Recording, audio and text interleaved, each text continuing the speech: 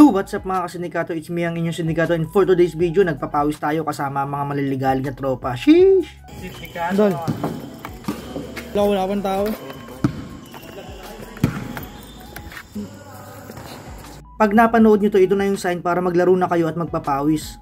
Dahil yung katawan mo ay lumolobo na kasi napakatamad mong hinayupa ka. At nang makapagtanggal ka man lang dyan ng kolesterol at nakasama ng ugali mo dyan sa katawan mo.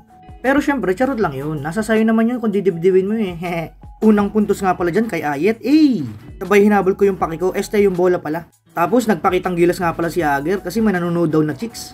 Sabay ang ganda na nga pala ng ginawa ko dito. Si Ager nga pala nagbantay sa akin. Piniwan ko, sabay layup, boom, bobo. Mabuti na lang na i-putback ni Haiki.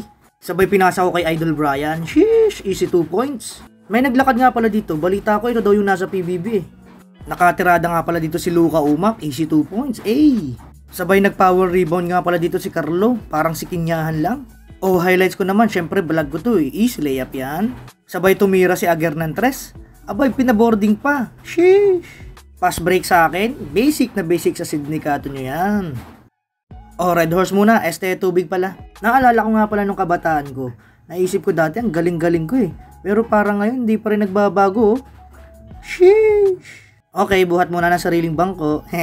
Dito idadang ko sana kaso baka masira pa yung ring eh. Sabay si Luka Umak made away, sabay boxing pagkatapos. Hindi na naman nagpahuli ang inyong sindikato. Nagpakitang gilas naman. Sheesh. Ito nga pala yung pag-game winning shot ni Carlo, assist by Luka. Sheesh. Tapos din ang laro. Labas alak pati sama ng loob. Nanood nga pala sila dito ng Stepsister ng UAAP Finals. Shoutout natin si Boss Brian. Kaya ikaw magpapawis ka na rin, puro ka lang kain, hindi ka man lang mag-exercise eh. Uwian na, sabay food trip, sabay duty naman sa tindahan. Ayun lang, share ko lang, bye bye.